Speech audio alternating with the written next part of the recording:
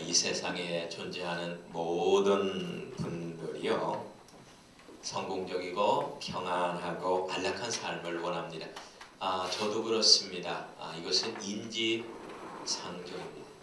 여기에 우리 한국으로 귀화하신 우리 필리핀 두 자매님, 김선옥 자매님, 그 다음에 수지아 자매님 두 분이 계시지만은요, 두 분의 어떤 바람도 똑같을 거예요. 이 세상에 살면서 참 성공적인 삶을 살고 싶고 평안하고 안락한 삶을 살고 싶을 겁니다.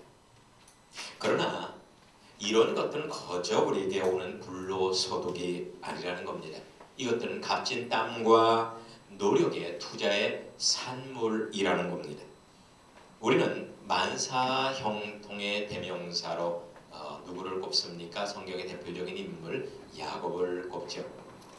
그런데 우리가 성경을 자세히 보면 야곱은 축복의 대명사가 아니라 고난의 대명사라는 것을 알 수가 있습니다.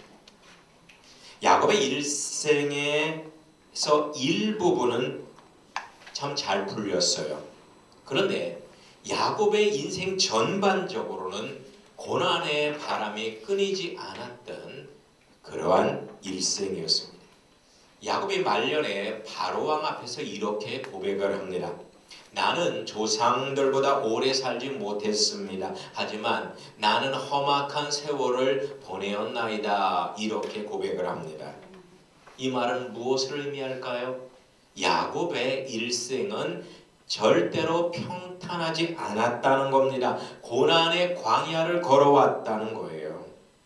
이렇다면 우리는 야곱의 축복을 영적인 시각으로 다시 보아야만 합니다. 그런데 놀랍게도 성경에서 아무런 희생과 노력 없이 만사태평하면서 호의호식한 사람을 찾아보니까 그런 사람이 한 명도 없었습니다. 여러분, 세상의 모든 것을 다 가졌던 대표적인 인물이 있었죠. 솔로몬 왕입니다. 솔로몬 왕도 이렇게 고백을 합니다. 다 헛되다. 그렇게 고백합니다. 이 말은 뭐예요? 이 말은 솔로몬 왕도 결코 인생이 행복하지 않았다는 겁니다. 인생이 결코 평탄하지 않았다는 거예요. 여러분의 돈이 있다고, 명예가 있다고, 권력이 있다고, 건강이 있다고, 미모가 있다고 결코 평탄하다, 행복하다, 평안하다 할 수는 없는 것입니다.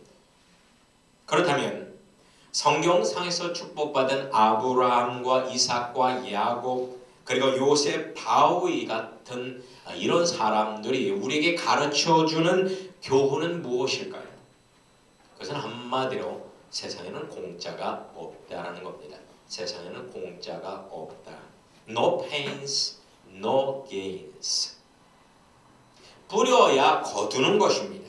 부린 만큼 딱 그만큼만 거두는 것입니다. 딱 그만큼만 거두는 거예요.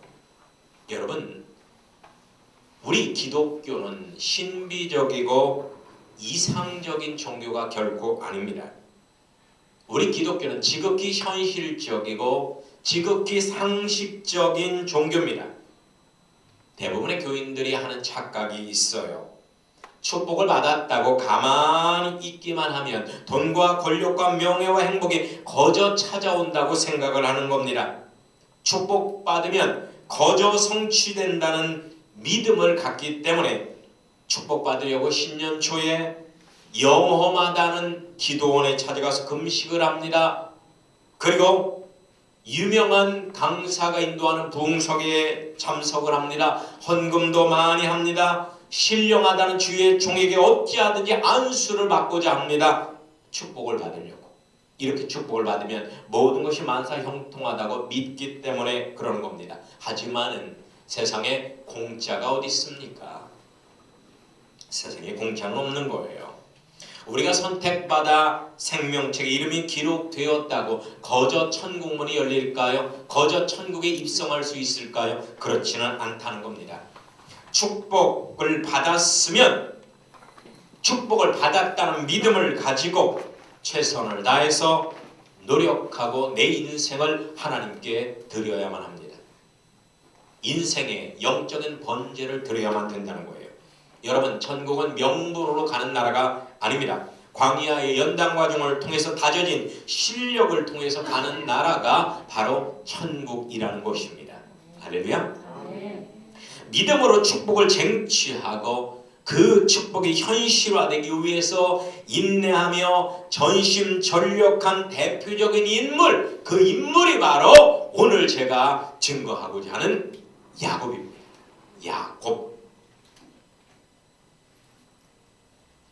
야곱은 신비주의자도 아닙니다. 기복주의자도 아닙니다. 일상에서 자기를 부인하며 하나님의 뜻에 순종했던 인내의 사람이었습니다. 생활 영성인이었습니다. 여러분, 야곱이라는 이름이 무엇을 뜻할까요?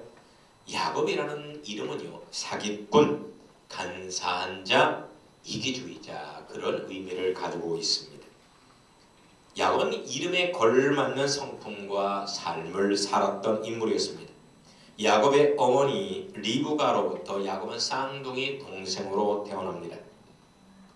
쌍둥이지만 동생입니다. 그래서 모든 축복권을 형인 에서에게 다 양보할 수밖에 없었습니다. 이것이 세상 전통이기 때문에 어쩔 수가 없는 거예요. 쌍둥이였지만 두 사람이 너무나 틀렸습니다. 에서는 상당히 남성적이에요. 우람한 체격에 온몸에 털로 뒤집혀 그 힘이 있었어요. 야곱은 야리야리한 체격에 온몸이 매끈하고 여성적이었습니다. 야곱은 늘 형에 대한 경쟁의식을 가졌습니다. 결국 형을 속여서 장자권을 뺐지요. 그리고 편법으로 아버지로부터 축복을 받게 됩니다. 이것을 나중에 알게 된 에서는 배신감에 치를 떨어서 야곱을 죽이려고 합니다. 리브가의 도움으로 야곱은 형을 피해서 머나먼 타국 땅, 외삼촌이 사는 하란 땅으로 가게 됩니다.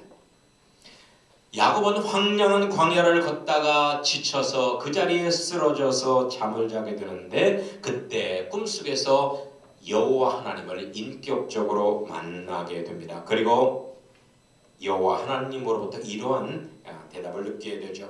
창세기 28장에 보면 나는 여호와니 너희 조부 아브라함의 하나님이요 이삭의 하나님이라.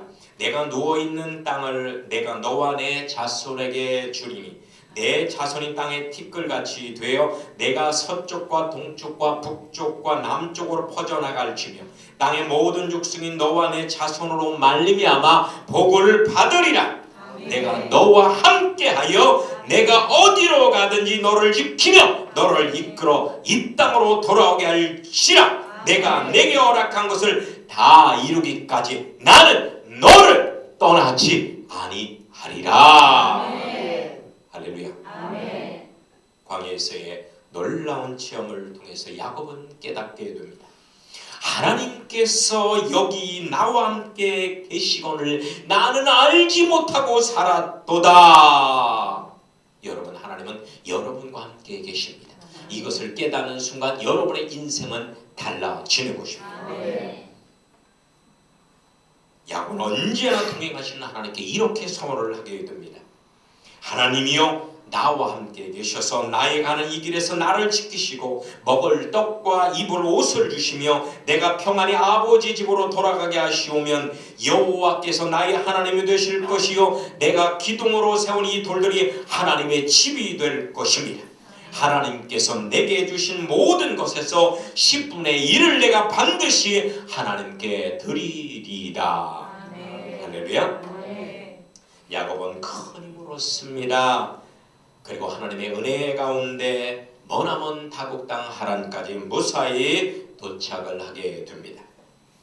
그런데 여러분, 야곱은 에서로 인한 고난을 피해서 머나먼 타국 땅에 갑니다. 그런데 이게 웬일입니까? 이게 웬일입니까? 응? 늑대를 피하니까 호랑이가 기다리고 있습니다. 하나의 고난을 피하니까 그거보다 더 큰 고난이 야곱을 기다리고 있는 것입니다. 이것이 인생의 이치예요. 피난처와 쉼의 터전이 되리라고 믿었던 외삼촌 라반의 집은 치열한 전쟁터였습니다. 결코 쉼터가 아니었습니다. 그것에서 야곱은 탐욕스러운 외삼촌 라반과 자그마치 20년 동안 치열한 전쟁을 치르게 됩니다. 야곱은 그곳에서 유일한 마음의 평안을 주는 사람을 만났습니다. 바로 외삼촌의 딸이었던 라헬입니다. 야곱이 이상형이에요. 라헬이요. 너무나 라헬을 사랑했습니다. 그런데 이게 웬일입니까? 라반이 이것을 눈치챕니다. 이것을 눈치채고 라반은 탐욕스러운 사람이에요. 그래서 자기의 딸내미들도 다 자기의 비즈니스의 도구로 생각을 합니다. 그래서 아싸 잘됐다. 야곱이 우리 딸 라헬을 좋아하는구나. 이것을 이용해서 야곱을 완전히 내 노예로 만들어버려야 되겠다 생각을 합니다. 그래서 7년간 무보수로 일하게 하는 노예 계약을 체결합니다. 이기적이고 간사하고 아집적 웃기고 기회주의적인 라반의 학종을 참아내며 라헬에 대한 그런 순진한 사랑으로 7년을 한결같이 성실하게 일을 했습니다. 왜냐하면 7년만 일을 하면은 라헬을 신부로 얻을 수 있어요. 원래요 중동에서는요 신부를 얻으려면 많은 금은 보화라든지 아니면은 어떤 낙타나 양들을 주어야 신부를 데리고 올 수 있습니다. 그런데 야곱은 가진 게 없잖아요. 그러니까 대신 7년 동안 무보수로 일을 해서 라헬을 데려오는 겁니다. 아시겠죠? 예. 저도 결혼하면서 아내에게 줄 것이 하나도 없었습니다. 그래서 제가 직접 처갓집에 들어가서 10년 동안 무보수로 일한 결과 아내를 차지할 수가 있었습니다. 좀 비슷한 것 같아요. 예. 그런데 이게 웬일입니까? 결혼 첫날 밤에 짜자잔 하고 등장한 사람이 라헬이 아니었습니다. 레아였습니다. 야곱은 레아에게는 관심이 없었어요. 라헬에게만 관심이 있었어요. 그런데 라반은 레아를 들여보낸 겁니다. 그리고 이렇게 말하는 거예요. 이보게 우리 이곳에서는 말이야 동생이 먼저 결혼할 수 없네. 그러니까 자네가 레아랑 먼저 살고 7년만 더 무붓을 일하게. 그러면 라헬까지 줄게. 얼마나 좋은가. 그냥 자매를 쌍으로 가져가. 이거 아주 그냥 도랑치고 가져잡고 마당 쓸고 돈 주고 막 그냥 민보고 뽕줬다고 얼마나 좋은가. 좋은 거에 라반이 좋죠. 야곱이 왜 좋습니까? 그래도 라헬에 대한 사랑 때문에 야곱은 7년을 한결같이 일을 합니다. 총 몇 년이에요? 14년간을 또 생활을 합니다. 이 14년이 다 끝마칠 쯤에서 라반이 또 옵니다. 이보게 자네 이제 라헬과 레아는 자네 거야. 지금까지 자네 16년 동안 무보수에서 아무것도 없지 않은가? 근데 자네 두 부인을 먹여 살리려면 자식도 지금 많이 낳는데 먹여 살리려면 뭔가 좀 재산이 있어야 되지 않겠어? 그러니까 이제부터 6년 동안만 더 일해. 그러면 요번에는 내가 정당한 싹을 줄게. 그러니까 6년이라서 싹을 받아갖고 자네 분가하게. 아주 대단한 제안을 합니다. 그런데 과연 라반은 야곱에게 정당한 싹을 주었을까요? 정당한 싹을 주지 않았습니다. 야곱은 최선을 다해서 일을 합니다. 그러나 라반은 10번이나 약속을 어깁니다. 야곱이 라반의 성품을 모를 일은 없습니다. 하지만 야곱은 자신과 똑같은 라반을 보면서 그것을 거울 삼아서 더욱더 성실하고 정직하게 일을 합니다. 축복받은 사람이 믿음으로 인내하면 그 어떤 악조건 속에서도 그에게 준 축복은 반드시 실현되게 되어 있습니다. 할렐루야. 축복받은 사람은 고난 중에서도 낙심하지 않습니다. 고난 중에서 더욱더 지혜로워집니다. 두 라반이 야곱을 속이기 때문에 야곱은 이러한 제안을 하게 됩니다. 이것은 실리적인 제안이 아닙니다. 이것은 믿음의 제안입니다. 도저히 실리적으로는 도저히 계산이 안 되는 어리석은 제안이었어요. 뭐냐면 창세기 30장을 한번 보시기 바랍니다. 30장 32절에 보면 오늘 내가 외삼촌의 양떼로 돌아다니며 그 양 중에서 아롱진 것과 점 있는 자와 검은 자를 가려내서 염소 중에 점 있는 자와 아롱잔 자를 가려내리니 이 같은 것이 나면 나의 삭시 되리이다. 이 말은 뭐예요? 자, 야곱이 양을 치는데 그 중에서 얼룩덜룩한 양들, 검은 양들 다 가려낸다는 거. 가려서 라반한테 주고 거기는 순수하게 흰 양과 흰 염소만 준다는 거예요. 그런데 흰 양과 흰 염소 중에서 여러분 흰 양과 흰 염소가 결혼을 하면 새끼가 뭐가 나겠어요? 뭐가 나겠어요? 흑인과 흑인이 결혼하면 당연히 흑인이 나고 황인과 황인이 결혼하면 황인이 나고 백인과 백인이 결혼하면 백인이 나는 거지. 백인과 백인이 결혼하는데 흑인이 나고 흑인과 흑인이 결혼하는데 백인이 나고 황인과 황인과 결혼하는데 흑인이 나고 그냥 이게 될 수가 없잖아요. 그죠? 여러분 다 이해하죠? 우리 여기 한국으로 귀화하신 두 분은 아직까지 제 말이 이해가 안 될지도 모르지만 분명히 흰 것과 흰 것이 만나면 당연히 흰 것이 나오죠. 거기에서 검은 것이 나올 수가 없죠. 근데 야곱이 이렇게 하는 겁니다. 외삼촌, 내가 흰 것만 가지고 목양을 하겠습니다. 그런데 여기에서요 흰 것이 나오면 다 외삼촌 가져가세요. 그런데 여기서 검은 것, 얼룩달룩한 양이 나오면 그것은 저한테 주세요. 그러니까 외삼촌 깍싹 보니까 어이구 이게 왜 떡이냐, 이런 바보 같은 녀석. 아니 흰 것과 흰 것이 만나면 당연히 흰 것이 나오지 이 바보야 어떻게 검은 것이 나오냐, 이런 아이고 내 조카지만 완전 돌덩어리구만. 돌덩어리야. 라반은 신이 났습니다. 그런데 이게 웬일입니까? 야곱은요 거저 이런 제안을 한 것이 아니에요. 이 제안에는요 놀라운 과학적인 원리가 숨겨져 있습니다. 야곱은 20년 동안 성실하게 양들 틈에서 양들을 치면서 거기서 무엇을 발견했느냐? 유전의 법칙을 발견합니다. 유전의 법칙.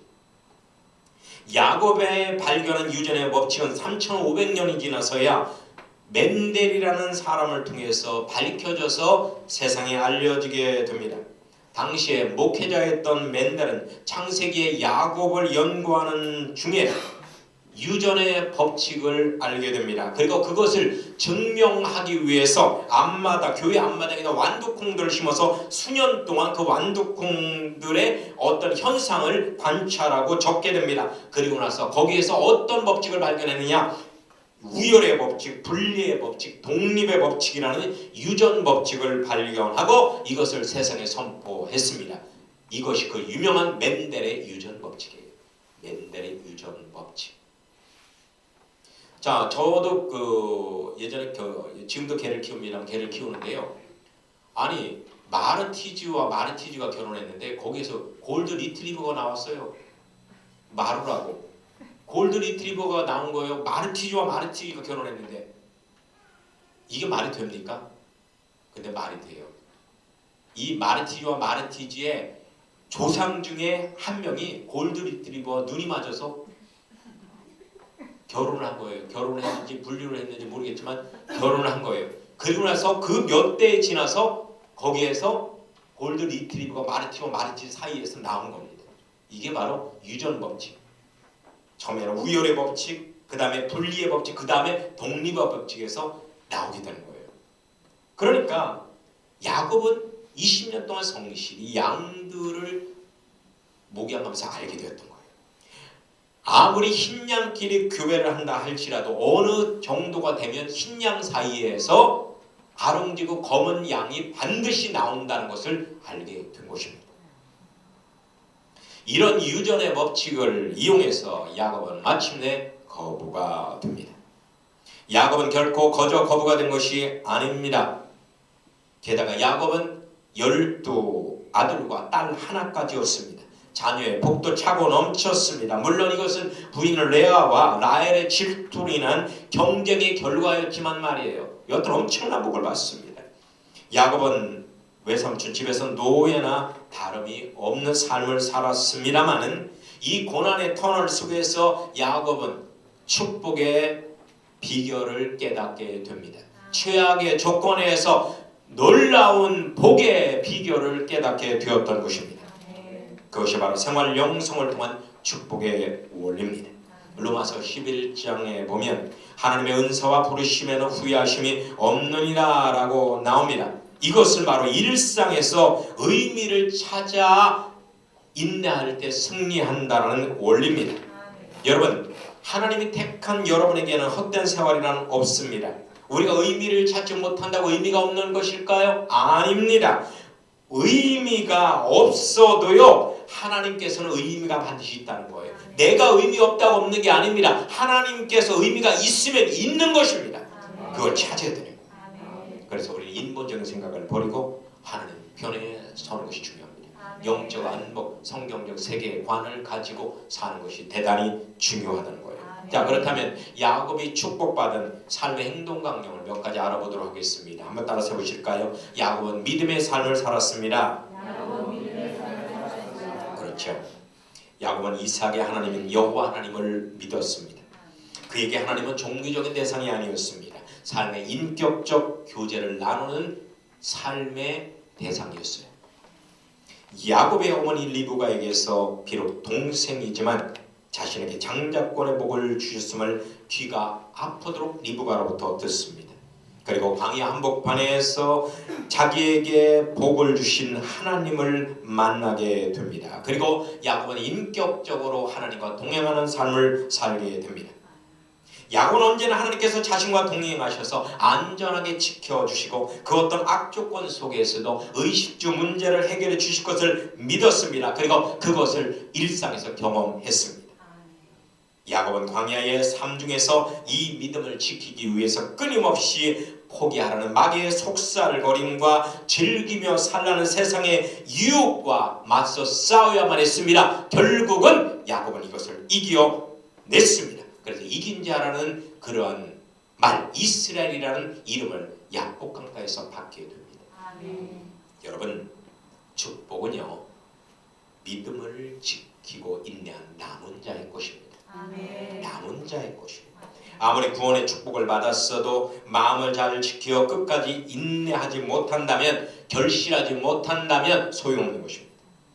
끝날 때까지 결코 끝난 것이 아닙니다. 그래서 성경에서는 두렵고 떨리는 마음으로 너희 구원을 이루어 나가라고 증거하고 있는 거예요. 하나님은 나와 함께 계신다는 믿음은 성공과 행복과 풍요의 축복을 받는데 대단히 중요한 기초가 되는 것입니다. 두 번째로 한번 따라서 해보실까? 야곱은 성실하고 정직한 삶을 살았습니다. 그렇죠. 창세기 31장 38, 40절까지도 나옵니다. 야곱은요, 성실하고 정직하게 살았습니다. 만약에 야곱이 무책임하고 위선적인 삶을 살았다면은 이기적인 라반이 야곱을 잡으려고 했을까요? 야곱이 몰래 도망치려고 했을 때 아이고 잘됐다, 이런 혹덩어리 같으니까 아이고 시원하다, 잘 가라, 굿바이 하고 인사를 했을 거예요. 그런데요, 라반은 야곱을 놓치고 싶지 않았습니다. 왜냐? 야곱을 인해서 라반의 집이 어마어마하게 부자가 되었고 다 야곱 때문이거든요. 야곱은 절대로 자신이 하는 일에 대해서 자기의 유익을 위해서 변명하지 않았습니다. 간사한 외삼촌과의 동업에서 모든 손실을 자신이 다 책임을 졌습니다. 결국 환경 탓으로 돌리지 않았어요. 뭔가를 하려는 사람은요, 합당한 방법을 찾아낸다고 합니다. 그런데 아무것도 하고 싶어하지 않는 사람은 항상 남을 탓하고 구실을 찾아낸다고 하죠. 배신 있는 곳에 길이 있는 법입니다. 야곱은 매사에 긍정적이고 적극적인 삶을 살았습니다. 또한 일에 대한 하자 처리는 적극적으로 자신이 감당했습니다. 야곱은 하늘을 우러러 한 점 부끄러움이 없는 삶을 살려고 노력했던 사람이었어요.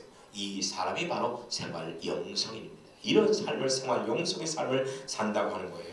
그래서 사람의 눈치 보면서 적당히 타협하며 사는 속물이 아니었고 하나님의 밝은 빛을 의식하며 정직하고 성실하게 사는 투명한 사람이 바로 야곱이었습니다. 이것이 그를 축복의 사람으로 만들어 주었던 것이에요. 아멘. 마지막으로 야곱은요, 긍정하고 감사하는 삶을 살았습니다.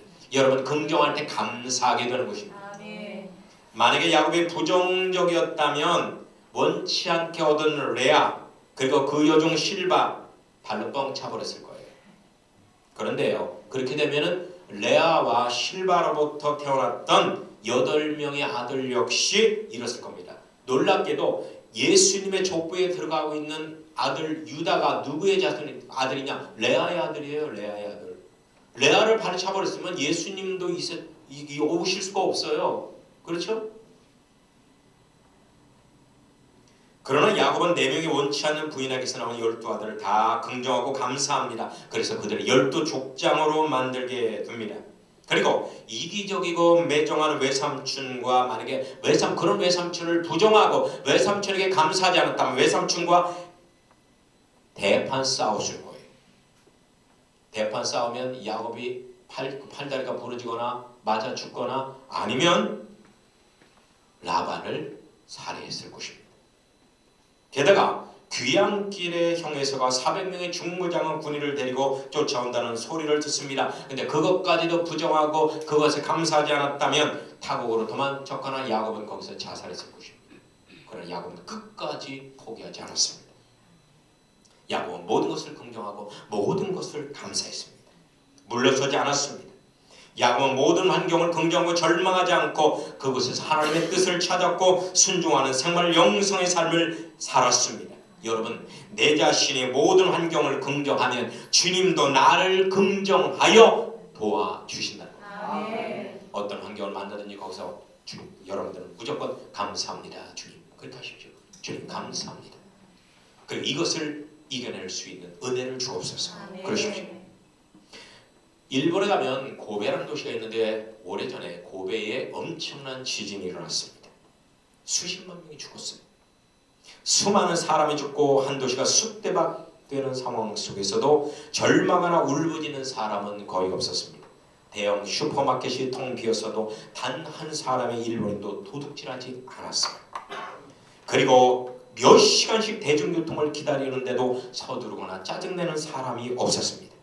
자기 집이 쑥대밭되고 회사가 위기에 처해 있는데도 모든 직원들은 정상 출근해서 일을 합니다.